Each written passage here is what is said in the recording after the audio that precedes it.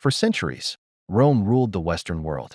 Its armies marched across continents, and its laws shaped civilizations. But when Rome fell, who picked up the pieces? Today, we journey into the rise, glory, and collapse of a kingdom born from the ashes of the empire. The Visigothic kingdom, a people once labeled barbarians, who became the architects of early medieval Spain. This is the forgotten story of the Visigoths. The story of the Visigoths begins far from Iberia. The Gothic peoples, likely originating around modern Sweden, moved southeast between the 1st and 3rd centuries, settling near the Danube. There, the Goths split into two groups: the Ostrogoths, who lived under Hunnic domination, and the Visigoths, who maintained more independence. But in the late 4th century, everything changed. A new power thundered across the steppes: the Huns, led by chiefs whose speed and brutality shocked the Roman world. Terrified, the Visigoths fled to the safety of the Roman Empire, begging for refuge across the Danube. Rome allowed them in, but treated them harshly. Food ran out, officials abused them, and in 378 CE, the desperate Visigoths revolted. On August 9, 378, at the Battle of Adrianople, the Visigoths annihilated a Roman army and killed Emperor Valens himself. Rome staggered, but survived, and for the next 2 decades, the Visigoths roamed the Balkans, alternately fighting and negotiating with imperial leaders. Their most famous king soon emerged, Alaric I.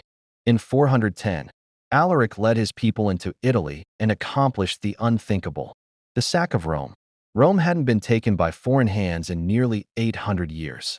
Though the city survived, the message was clear: the empire was no longer invincible. After years of wandering, the Visigoths finally settled in southwestern Gaul, with their capital at Toulouse.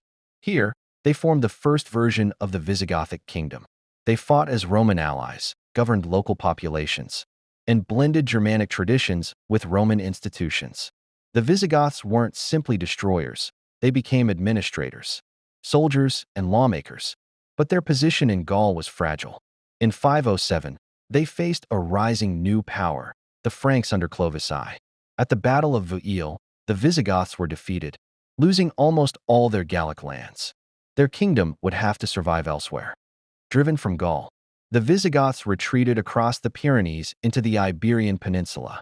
This would become the Visigothic heartland for the next 200 years. Their new capital, Toledo. Here, they built one of the most influential kingdoms of early medieval Europe. Law and government.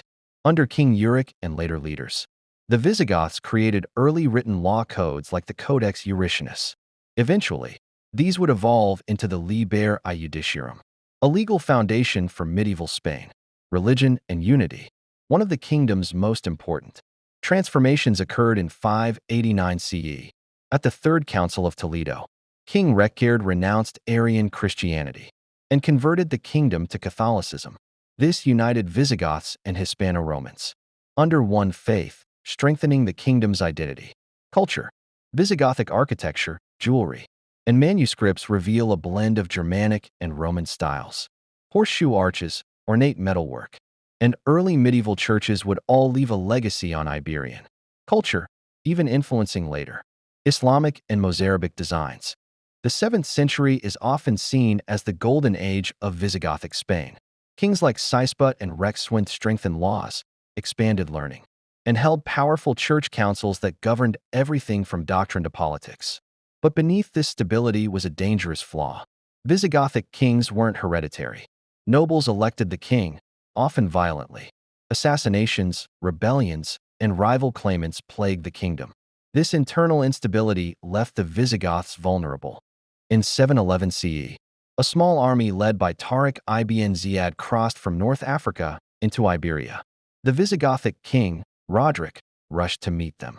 At the Battle of Guadalete, Roderick was defeated, whether he died in battle or drowned in a river remains a mystery, but the consequences were immense. Within a decade, almost the entire Visigothic kingdom collapsed.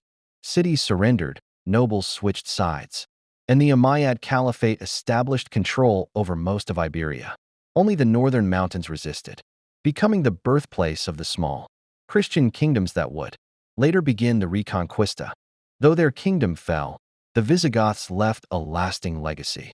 foundations of medieval Spanish and Portuguese law, architectural styles that influenced Islamic and Christian Iberia, a unified religious identity that shaped medieval Spain, and the idea of a Visigothic heritage often invoked by later kings.